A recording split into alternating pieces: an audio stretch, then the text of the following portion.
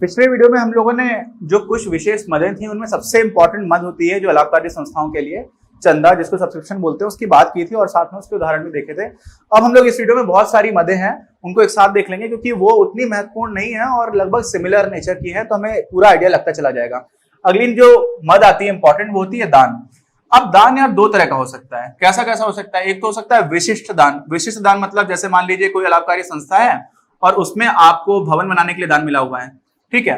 और एक दान हो सकता है कि कोई अच्छी संस्था काम करती है तो मुझे भी लगा कि चलो इसको दान दे देते हैं, किसी ने भी दान में डाल दिया। दान पात्र भी कई लोग रख लेते हैं संस्थाएं, तो वहां पे आप पैसे डालते चले जाते हो, तो वो क्या हो जाता है? सामान्य दान, ठीक है। मतलब किसी भी उद्देश्य के लिए है।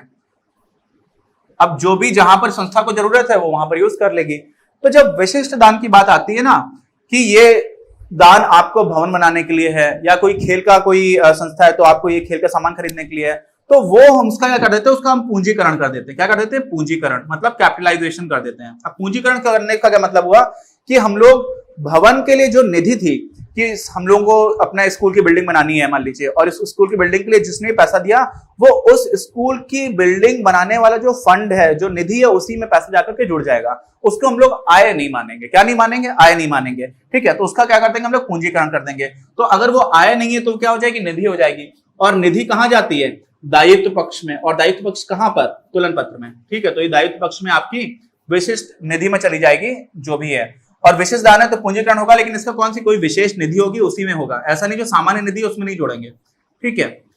अच्छा, अब ये समझिए सामान्य दान तो क्या हो गया? सामान्य दान तो कोई भी संस्था है, कोई भी रोज दान देता आ जा रहा है, तो वो एक तरह का एक रेगुलर सोर्स ऑफ इनकम है।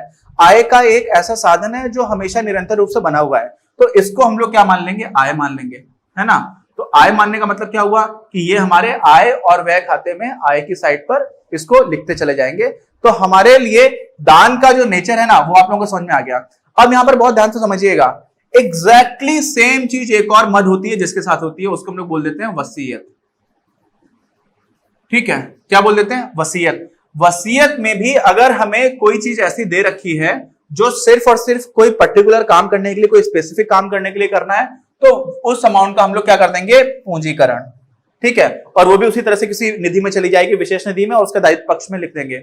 और अगर वसीयत में हमें बताया नहीं गया है कि ये आपको कैसे खर्च करना है, और देखिए दान में और वसीयत में दोनों में एक और चीज समझ लीजिए कि दोनों में ही अलग चीजें हैं। थोड़ा सा ये ऐसे करके बना देता हूं मैं, ठीक है। ये दोनों में ही क्या होता है?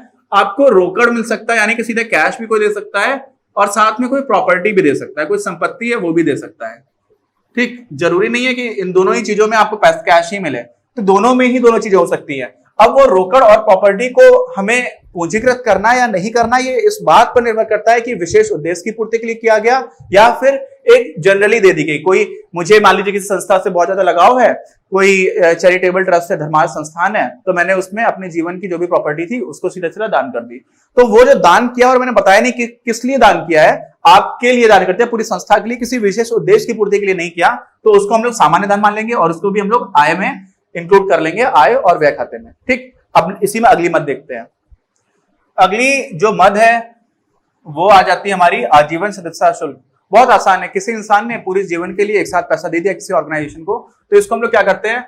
ये एक साथ एक ही बार पैसा मिल रहा है किसी भी इंसान की तरफ से, तो इसका हम लोग सीधा सीधा पूंजीकरण करते हैं, सीधे सीधे इसको कैपिटलाइज करते हैं। और कैपिटलाइज करके कहां पर डाल देते हैं? इसको हम लोग डाल देते हैं अपनी पूंजी या फिर जो सामान्य निधि है ना, सीधा सीधा उसमें डाल देते हैं। और ये कहां पर आती है? ये दायित्व साइड पर आती है, आपको पता ही है ना, तुलन पत्र में। तो यहां पर इसको सीधा सीधा डाल देंगे, इसमें कोई कंफ्यूजन की बात ही नहीं है। अगली जो एंट्री आती है, जो मद है, जो आइटम है, वो क्या है हमारा? वो है प्रवेश शुल्क। इसको हम लोग बोलते हैं एंट्रेंस फी या फिर एडमिशन फी। अब यहां पर कंफ्यूजन होता है, समझ जाओ, इसको बहुत ध्यान से समझना। ये कंफ्यूजिंग एंट्री है और एग्जामिनेशन में आ जाती है तो कई बच्चे इसमें परेशान हो जाते हैं। इसमें कंफ्यूजन जो है वो सिर्फ बच्चों तक सीमित नहीं है, वो अकाउंटेंट्स में भी है ना, इसलिए ये कंफ्यूजिंग है। ये इसमें अकाउंटेंट्स को क्या कंफ्यूजन है?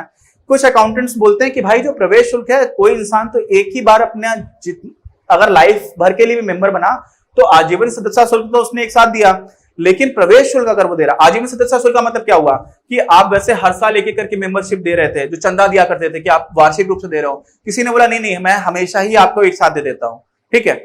ऐसे ही कोई दूसरा इंसान है, मेरे घर पे एक किताब थी अखंड ज्योति नाम की, गायत्री परिवार है उनके यहां से किताब आया करती थी, ठीक है, अखंड ज्योति एक तरह की संस्था ही है जो अपनी किताब निकाल रही है। अब इस किताब के लिए लोग साल भर का पेमेंट किया करते थे, तो मेरे घर पर इसकी वो ले ली गई थी, क्या ले ली गई थी, आजीवन सदस्यता ले ली गई थी। तो इस किताब की जब आजीवन सदस्यता ली गई तो इसका मतलब क्या हुआ कि आपने एक साथ पूरे जीवन में आपको हमेशा हर महीने किताब आती रहेगी, आपने एक साथ पैसा दे दिया। तो जब इस तरह की चीज होती है ना तो क्या हो जाता है, वो एक साथ पैसा मिल गया ऑर्गेनाइजेशन को, तो उसको हम लोग पूंजी निधि में डाल रहे थे। लेकिन प्रवेश शुल्क का क्या मतलब है, प्रवेश शुल्क का मतलब है कि आप जब किसी संस्था के सदस्य बन रहे हो तब आपने आकर के जो पहली बार एक सदस्य के रूप में एडमिशन फीस दी है, उस फीस की बात हो रही है। अब इसमें कंफ्यूजन क्या है कि संस्था के दृष्टिकोण से तो कोई ना कोई रोज आकर के प्रवेश ले रहा होगा, रोज का मतलब बहुत जल्दी, आज लिया फिर किसी ने 2 दिन बाद लिया, फिर कोई 5 दिन बाद आया, ठीक है, तो नए नए सदस्य बनते चले जा रहे हैं। तो हम लोग प्रवेश शुल्क में क्या करते हैं, कोई ऐसी संस्था है जहां पर इतना फ्रिक्वेंटली कई लोग आते जा रहे हैं और एडमिशन फी देते जा रहे हैं, तो वो वाली चीज तो आय की तरह हो गई है ना, वो तो इनकम हो गई, क्योंकि वो तो हमेशा ही होता जा रहा है, वो पूंजी का उसका पूंजी का नेचर जो प्रकृति है वो तो रही नहीं। लेकिन कुछ ऐसी संस्थाएं होती हैं, जैसे मान लीजिए कोई क्लब है, आजकल बहुत सारे क्लब चलते हैं, बहुत सारे पैसे वाले लोग हैं, उनका पूरा परिवार क्लब में मेंबरशिप ले लेता है। तो इस तरह के जो क्लब्स होते हैं उसमें बहुत ज्यादा मेंबर्स नहीं होते हैं, उसमें हो सकता है 100 लोग ही मेंबर है या 110 लोग ही मेंबर हैं, तो साल 2 साल में कभी कभी कोई नया मेंबर जुड़ता है ना। तो वहां पर जब प्रवेश शुल्क की बात आ रही होगी तो समझिए वो तो बहुत ही कम हो रहा है, तो वहां पर हम इसको क्या बोल देंगे, इसको हम लोग वहां पर पूंजीकृत मान लेते हैं। अच्छा, तो अब आप ये सोचिए कि बच्चों को क्या पता है, अगर हमें सीधे सीधे एग्जामिनेशन में तो दिया हुआ नहीं है कि ये पूंजीगत है, ये आएगा तो क्या करेंगे बताइए। तो सबसे पहले तो आप ये समझिए, अभी हमारी किताब में ही चौथा जो उदाहरण था एग्जांपल नंबर 4, तो 4th इलस्ट्रेशन में चौथे उदाहरण में इन्होंने जो भी प्रवेश शुल्क लिखा हुआ था उसके बारे में हमें कोई जानकारी नहीं दे रखी थी, तो हमने उसको अपनी आय मान लिया था। क्या मान लिया था, आय मान लिया था। अच्छा, अपनी ही किताब में कुछ उदाहरण हैं जहां पर कोई जानकारी नहीं दे रखी है, उसमें हम लोगों ने इसको पूंजी निधि में सीधा डाल दिया, तो हमने इसको दायित्व मान लिया। तो ये कंफ्यूजन है, ठीक। अब आप बताइए, आपके पास एग्जामिनेशन में आ जाएगा तो आप क्या करोगे, आप इसको आय मानोगे या फिर दायित्व मानोगे। कभी कभी ऐसा होता है कि इस कंफ्यूजन की हमें जरूरत नहीं पड़ती, क्यों, क्योंकि मान लीजिए प्रवेश शुल्क से हमें मिले 10,000 रुपए, कितने मिले 10,000 रुपए, और उसमें हमें बता दिया गया कि इसका आप 30% को पूंजीकृत कर दो, ठीक है, हमें बता दिया गया, क्वेश्चन में अगर स्पष्टीकरण रूप से बता रखा है स्पष्ट रूप से, तब कोई दिक्कत की बात नहीं है। तो अगर हमें स्पष्ट रूप से बता रखा है तो हम क्या करेंगे, इसमें से जो 3,000 रुपए है कितना वो चला जाएगा दायित्व में, और इसी में से 7,000 रुपए हम लोग काम भेज देंगे आय में, ठीक। लेकिन जब कुछ बताया ना जाए तो हम उसको आय माने या दायित्व माने, ये थोड़ा सा कंफ्यूजन है, ठीक है।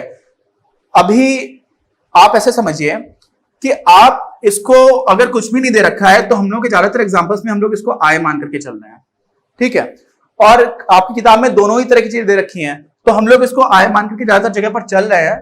लेकिन एग्जामिनेशन में अगर इस तरह की चीज आ जाती है तो आप क्या करोगे, आपने आय अगर मान लिया है तो आप अंत में नोट लिख दोगे। क्या लिख दोगे, नोट लिखोगे ये कि हम लोगों ने जो हमारा प्रवेश शुल्क है उसको आय मान करके हल किया है। क्या करोगे कि हमने इसको आय मान करके हल किया है। फिर एग्जामिनेशन जो एग्जामिनर उसको समझ में आ जाएगा कि अच्छा इन्होंने आय माना हुआ है। क्यों, क्योंकि इसमें कंफ्यूजन है, ये सब्जेक्ट में ही कंफ्यूजन है, समझ रहे हो ना। इसमें हमको एक स्टैंडर्ड प्रैक्टिस बना देते हैं, हमने बनाया नहीं है, तो अभी इसका कंफ्यूजन चल ही रहा है। तो जब चल रहा है तो हमने क्या मान करके हल किया है, और अगर आपने इसको दायित्व मान करके हल किया है तो भी आप नोट लगा दीजिए कि मैंने इसको दायित्व मान के हल किया हुआ है। और कभी कभी क्या होता है ना, कुछ बच्चे बहुत ही स्मार्ट भी होते हैं और कुछ बच्चों को नंबर बिल्कुल ना छोड़ने की जिद होती है कि हमें नंबर्स तो छोड़ने ही नहीं है, तो वो क्या करते हैं, वो बाकी सारे क्वेश्चन तो जल्दी कर लेते हैं, बोर्ड एग्जामिनेशन में वैसे ही बहुत टाइम होता है, तो वो क्या करते हैं, एक बार आय मान करके हल कर देते हैं और एक बार दायित्व मान के हल कर देते हैं, और दोनों ही हल लिख देते हैं, ठीक है। तो अगर एग्जामिनेशन में आपको टाइम मिल रहा है ना, तो आप वो भी कर दीजिएगा, ठीक। तो ये हमारी आगे निधि हो गई। इसी में एक और निधि की बात करते हैं जो हमारी आगे की है, और वो है हमारी पुरानी संपत्तियों का विक्रय। ये भी थोड़ी सी इंटरेस्टिंग है, इसको भी थोड़ा ठीक से समझिएगा। देखिए, पुरानी संपत्तियों का विक्रय है, इसको बहुत आसान है, एक दो चीजें इसमें थोड़ी इंटरेस्टिंग, उसको समझिएगा ध्यान से। इसकी जो एंट्री है ना, इसका अभिलेखन है हर जगह पर हो रहा होता है। हर जगह का मतलब जो हमारे 3 मुख्य, जैसे आय और व्यय खाता है, प्राप्ति और भुगतान खाता है, और साथ में तुलन पत्र सारी जगह पर होगा। सारी जगह पर क्या क्या होगा वो समझ लीजिए, बहुत आसान है। अब प्राप्ति और भुगतान में तो कोई टेंशन ही नहीं है। टेंशन क्यों नहीं है भाई, आपने कोई भी पुराना सामान बेचा, जितने का बिका वो सब कुछ आपको मिला पैसा, तो वो आपकी प्राप्ति हो गई। क्या हो गई? प्राप्ति। ठीक है, तो सीधा सीधा बिना कुछ सोचे आंख बंद करके आप उसको प्राप्ति में डाल दोगे। कोई भी पुराना सामान आपने बेचा, पुराना सामान क्या हो सकता है? परिसंपत्ति बेच रहे हो, संपत्तियों को, आपके बिजनेस में जो भी फर्नीचर है, आपकी संस्था में जो फर्नीचर पड़ा हुआ था आपने बेचा, तो जो आपने फर्नीचर बेच के पैसा मिला वो सीधा सीधा आपका प्राप्ति हो गया। ठीक, बात खत्म। आय और व्यय में क्या सोचेंगे? अब सोचो यार कि आय और व्यय आपका काम तो है नहीं ये बिजनेस करना यहां पर, ठीक है, लेकिन जो भी आपने बेचा वो आपकी आय हो गई क्या? वो आय नहीं हुई। तो क्या हुआ? आय फिर क्या हुई? मान लीजिए 10,000 रुपए का हम लोगों ने फर्नीचर खरीदा था आज से 3 साल पहले, और आज मैं उसको बेच रहा हूं, और मान लीजिए मैंने आज बेचा, सोचा पुराना फर्नीचर हो गया तो 6,000 रुपए का बेच दे रहे हैं। ठीक, अब मुझे नया फर्नीचर लेना है, तो 4,000 रुपए का हमें क्या हो गया? हानि हो गई। हमारा जो 10,000 रुपए था ना, ये हमारी बुक वैल्यू है। बुक वैल्यू क्यों है? क्योंकि हमारी बुक्स में हमारी जो पुस्तकें हैं, जो हमारी बही है, उसमें ये कितना लिखा हुआ है? वो लिखा हुआ है 10,000 रुपए, तो ये हो गया हमारा पुस्तक मूल्य। अब पुस्तक मूल्य से जितने कम पर आप बेच रहे हो, ये 4,000, तो वो क्या हो जाएगा? हमारा व्यय हो जाएगा। ठीक, समझ में आई बात? आप समझ रहे हो हुआ क्या? कि जो भी आपका पुस्तक मूल्य था उससे आपने कम पर बेचा तो व्यय हो जाएगा। लेकिन मान लीजिए कि आपने कोई आपका कोई एक संस्था है जिसमें आपने कोई कार खरीदी हुई है। क्या खरीदी हुई है? कार। और आज से मान लीजिए 50 साल पहले कार खरीदी थी, बहुत पुरानी संस्था हो गई। 50 साल पहले आपने कोई कार खरीदी थी, वो आपको मिली थी 7,000 रुपए की। ठीक है, अब आप सोचेंगे 7,000 रुपए की कार कैसे मिल गई? क्योंकि आज से 50 साल पहले कार तो इतनी, जो रुपए की वैल्यू थी बहुत ज्यादा थी, रुपए आप कम रुपए में बहुत सारा सामान खरीद सकते थे, तो उस समय आपने कोई 7,000 रुपए की कार खरीद ली। ठीक, अब क्या हुआ? आज जब वो आप चीज बेच रहे हो तो उसमें 2-3 चीजें आ जाती हैं। देखिए, अकाउंटेंसी में हम लोगों ने लेखांकन में एक कमी देखी थी कि ये जो रुपए है ना, उसमें जो इन्फ्लेशन है, वो मुद्रास्फीति, उसको इग्नोर कर देता है, और जैसे जैसे समय काल बड़ा होता जाता है उसका बहुत ही बड़ा इंपैक्ट दिखता है। तो जो 7,000 रुपए की आपने कार खरीदी थी, आज वो जो कार है उस पर कोई महान इंसान बैठ के चलता था, या फिर उसी संस्था से बहुत ज्यादा लगाव करने वाला कोई इंसान, उसको लगता है यार ये कार तो मुझे मेरे पास होनी चाहिए, तो उसने 7,000 रुपए की जो कार है वो उस रईस आदमी ने 70 लाख रुपए में खरीद ली। कितने में खरीद ली? 70 लाख रुपए में। तो यहां पर तो भाई साहब जो बुक वैल्यू थी वो तो 7,000 रुपए की है, लेकिन बुक वैल्यू जो आपने जब बेच रहे हो तो उससे बहुत ज्यादा प्रॉफिट में बेचा, और बहुत ज्यादा की जरूरत नहीं है, बुक वैल्यू से आप ज्यादा पर भी कुछ चीजें बेच सकते हो। मैं ये बताना चाह रहा था, और साथ में ये भी बताना चाह रहा था कि लेखांकन में जो मुद्रास्फीति वाली बात है ना, जितना जितना समय काल बड़ा होता जाएगा वैसे वैसे वो एंट्रीज की वैल्यू, जो ट्रू पिक्चर है, जो वास्तविक स्थिति है, उसको उतने अच्छे से रिप्रेजेंट नहीं कर पाएगा, प्रदर्शित नहीं कर पाएगा। तो इस केस में क्या हो रहा है? इस केस में बुक वैल्यू से जितने आप ज्यादा पर बेच रहे हो उतना ही आपको क्या हो जाएगा? फायदा हो जाएगा। तो अगर ये 7,000 का है और ये 70 लाख में आपने खरीदा है किसी और ने, तो ये क्या हो जाएगा? 69 लाख, और उसके बाद से 93,000, इतने का आपको क्या हो जाएगा? प्रॉफिट हो जाएगा। क्या हो जाएगा? आय हो जाएगी। सॉरी, प्रॉफिट तो नहीं होगा क्योंकि लाभकारी संस्था है, लाभकारी संस्था है, तो आय हो जाएगी। तो आप अगर पुस्तक मूल्य से ज्यादा पर बेच रहे हो तो उसको आप आय मान लोगे, पुस्तक मूल्य से कम पर बेच रहे हो तो व्यय मान लोगे। ठीक है, तो आप तो कहोगे कि आपने तो बोला हुआ था कि 3 जगह पर एंट्री होगी, तो तीसरी जगह पर क्या एंट्री होगी? तीसरी जगह पर आपका जो तुलन पत्र है, तुलन पत्र में क्या हो जाएगा? जो भी आपकी परिसंपत्तियां थी, क्या थी? परिसंपत्तियां, तो जितने का आपने सामान बेचा है अपनी बुक वैल्यू के हिसाब से, तो उतना ही आप उसमें से कम कर दोगे। यहां पर हमेशा कम हो रहा होगा, जब भी आप पुराना सामान बेच रहे हो तो कम ही होगा। तो पहले वाले केस में 10,000 रुपए का आपने फर्नीचर जो खरीदा था उसको 6,000 में बेच दिया, तो यहां पर 10,000 रुपए कम हो जाएगा। क्यों? क्योंकि जो बुक वैल्यू है वो कम हो जाएगी। अच्छा, तो कार वाले उदाहरण में क्या होगा? कार वाले उदाहरण में सिर्फ 7,000 रुपए कम होगा। क्यों? क्योंकि बुक वैल्यू तो उस कार की 7,000 रुपए है। ठीक है, तो ये चीज समझ में आ गई। अच्छा, अब आगे बढ़ते हैं। देखिए, पक्षिकों का विक्रय, पक्षिक क्या होते हैं? पक्षिक मतलब पीरियोडिकल्स, मतलब न्यूज़पेपर आप खरीद रहे हो, मैगजीन्स खरीद रहे हो, तो वो तो आप खरीद रहे हो, तो विक्रय क्या कर रहे हो? विक्रय आप रद्दी बेचते हो यार, है ना। आपकी संस्था में बहुत सारी चीजें आ रही हैं तो आप उसकी रद्दी होती जाती है, बेचते चले जाते हो। तो जब जब होती जाएगी, होली पे सफाई होगी, दिवाली पे सफाई होगी, ईद पे सफाई होगी, है ना, जो भी है जिस तरह की संस्था है, तो वहां पर क्या हो जाएगा? ये आपका हमेशा होता रहेगा, निरंतर रूप से होता रहेगा, तो ये आयगत नेचर हो गया। तो इससे जो आपको पैसा मिलेगा वो क्या हो जाएगी? आय हो जाएगी। सिंपल। आगे बात समझ में है। अगली बात, खेल के पुराने सामान का विक्रय। मैं जब स्कूल में था ना, तो हम लोग छोटे पर बहुत सारे खेलने को लेकर के बहुत उत्साह रहता, तो मुझे खेलना बहुत पसंद रहा है हमेशा से। तो खेलने का कई सामान ऐसा होता था जो काफी महंगा मिलता था, उतना उस टाइम पर इतने पैसे तो मिलते नहीं थे। लेकिन मेरा एक दोस्त था जो हमेशा नई चीजें तो नहीं, लेकिन खेलने की बहुत महंगी चीजें लेकर के आता था। तो हम लोग को समझ में नहीं आता था यार ये इतना पैसे कहां से लेकर के आ रहा है। तो बात ये थी कि उसके बड़े भाई एक ऐसी संस्था को जानते थे जो एक क्लब था खेलकूद का ही, उसी में जानते थे, मेंबर भी थे उसके। तो वहां से जो भी खेलकूद का पुराना सामान होता था वो ये लोग खरीद लेते थे।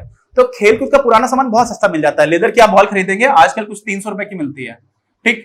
तो वो आपको पुरानी खेल हो जाएगी। एक मैच उन्होंने खेला, उसके बाद से वो आपको मतलब 50 रुपए में तो बड़े आराम से मिल जाएगी, ठीक। और वो 50 रुपए की लेदर की गेंद जो बच्चे हैं वो तो बहुत दिन तक खेल सकते हैं। तो इस तरह का सामान उनको बड़ी आसानी से मिल जाता था। तो यहां पर आप समझिए कि जब हम लोगों ने फर्नीचर बेचा था, अभी इसी से जस्ट पहले देखा था, तो फर्नीचर बेचने में हम लोग की परिसंपत्ति कम हो रही थी। खेलकूद के सामान का डिप्रिसिएशन का हमें रेट दे रखा होता है नॉर्मली कि इसमें 50% का ह्रास हो जाएगा, बहुत ज्यादा रहता है क्योंकि खेलकूद का सामान बहुत जल्दी पुराना पड़ने लग जाता है। तो जो खेलकूद से संबंधित संस्था है ना, उसमें ये गतिविधि जो है कि पुराना खेलकूद का सामान बेचो, ये बहुत जल्दी जल्दी हो रहा होता है। और इसलिए इससे भी जो पैसा आएगा वो आय में चला जाएगा सीधा सीधा, ठीक है। और बाकी हम डिप्रिसिएशन से क्या हो रहा होगा? डिप्रिसिएशन से जो हमारी खेलकूद का सामान है उसकी वैल्यू कम हो जा रही होगी, ह्रास हो रहा होगा। जो मूल्य ह्रास है ना वो हो रहा होगा। और मूल्य ह्रास की वजह से मान लीजिए 1 लाख रुपए का सामान था और हम बोल रहे हैं कि 1 साल के बाद 50% का डिप्रिसिएशन हो जाएगा, तो 50,000 का ही सामान बचेगा। तो जो 50,000 का नुकसान हुआ है वो नुकसान नहीं हुआ, उसकी वैल्यू कम हो गई। अब वो तो हमने एक तरफ देख लिया, लेकिन उस 50,000 रुपए का जो सामान पुराना पड़ गया तो उसको हमने बेच करके जो पैसा लाएंगे वो हमारी सीधी सीधी आय हो जाएगी, ठीक है। इस तरह का एक उदाहरण में हमारी किताब में दे रखा है, वो भी आप देखिएगा। फिर आगे बढ़ते हैं। सम्मानार्थ पारिश्रमिक दिया जा रहा है, इसको हम लोग बोलते हैं ऑनरेरियम। क्या बोलते हैं? ऑनरेरियम। ऑनरेरियम क्या होता है कि जैसे मान लीजिए कोई संस्था है और उसको अपने संस्थाओं को किसी बारे में एजुकेट करना है कि चलिए, या फिर किसी सारे लोगों को इंस्पायर करना है, तो एक बड़े इंसान को या कोई जाने माने इंसान को या किसी टीचर को, किसी को भी बुलाया कि आप आकर के, या फिर मनोरंजन के लिए बुला लिया किसी जादूगर को, आ जाइए आप शो दिखाइए। तो जब कोई एक ऐसा इंसान आता है जो संस्था से सीधे तौर पर जुड़ा हुआ नहीं है, तो उसको कुछ पारिश्रमिक दिया जाता है। पारिश्रमिक मतलब उसको कुछ पैसे दिए जाते हैं। और वो एक तरह का सम्मानार्थ मतलब बोला था। ऑनरेरियम का मतलब वही है कि जो इस तरह का इंसान आ रहा है जो मुख्य रूप से सीधे तौर पर संस्था से जुड़ा हुआ नहीं है, लेकिन संस्था को कुछ सेवाएं दे रहा है, कोई वस्तु दे रहा है, तो उसको जब भुगतान करते हैं, वस्तु तो नॉर्मली नहीं देता, ऑनरेरियम में सेवा को दे रहा होता है, तो उसको हम लोग क्या बोल देते हैं? वो हमारा सीधा सीधा क्या हो जाता है? व्यय हो जाता है, ठीक है। एक एक्सपेंस हो गया। तो आय और व्यय खाते में ये दोनों आय हो गए, ये हमारा व्यय हो गया, ठीक। अब वो व्यय जो है वो बाकी और जगह पर एंट्री कहां पर हो रही होगी? तो वो तो फिर हम लोग जब अपना अकाउंट्स बनाएंगे, सारे फाइनेंशियल स्टेटमेंट्स बनाएंगे तो उसमें दिख जाएगा। लेकिन आप समझिए ये हमारा व्यय, ये आय है और ये आय है, ठीक है। तो देखिए हम लोगों ने काफी जो हमारे आइटम्स थे वो देख डाले हैं। कुछ और आइटम्स बचे हुए हैं जिसको हम लोग अपने अगले वीडियो में कंटिन्यू करेंगे, और वो लास्ट वीडियो होगा इन सारी चीजों को देखने का। फिर हम लोग एक एग्जांपल करेंगे जो बहुत ही डिटेल में करेंगे, क्योंकि अगर इस चैप्टर से कई बार ऐसा होता है कि पूरा बहुत बड़ा क्वेश्चन आ जाता है। बड़ा क्वेश्चन का मतलब क्या होता है? कई बार तो ऐसा हुआ कि आपको रोकड़ पुस्तिका दे रखी है, फिर उसको रोकड़ पुस्तिका से आपको क्या निकालना है? पेमेंट एंड रिसीट, यानी कि प्राप्ति और भुगतान खाता निकालना है। प्राप्ति और भुगतान खाते से फिर आपको इनकम एंड एक्सपेंडिचर निकालना है, यानी कि आय और व्यय खाता, और फिर उसे तुलन पत्र बनाना है। तो वो क्वेश्चन बड़ा इसलिए जाता है कि उसमें बहुत सारी एंट्रीज करनी रहती है और बहुत सारी में दी हुई होती है। तो वो बहुत ही व्यवस्थित तरह से देखना बहुत जरूरी है। कई बच्चों को उसमें कंफ्यूजन होता है और कई बच्चों ने स्पेसिफिकली कहा भी है, तो उसको भी आप ध्यान से देखिएगा। अगले वीडियो में हम लोग इन्हीं को कंटिन्यू करेंगे, पर्टिकुलर आइटम्स को। अपनी क्लास का उद्देश्य आप सभी के लिए आप ही की भाषा में गुणवत्तापूर्ण शिक्षा उपलब्ध कराना है। कक्षा 12 तक के सभी प्रमुख विषयों पर हम वीडियोस बना रहे हैं, और कुछ विषयों पर वीडियोस आपके अपने चैनल अपनी क्लास की ही अन्य प्लेलिस्ट पर अपलोड भी हो चुके हैं। ज्ञान के प्रकाश से देश को सशक्त बनाने के हमारे इस प्रयास में इस चैनल को सब्सक्राइब करके और लोगों के साथ शेयर करके अपना बहुमूल्य योगदान जरूर दें। पढ़ेगा इंडिया तो बढ़ेगा इंडिया।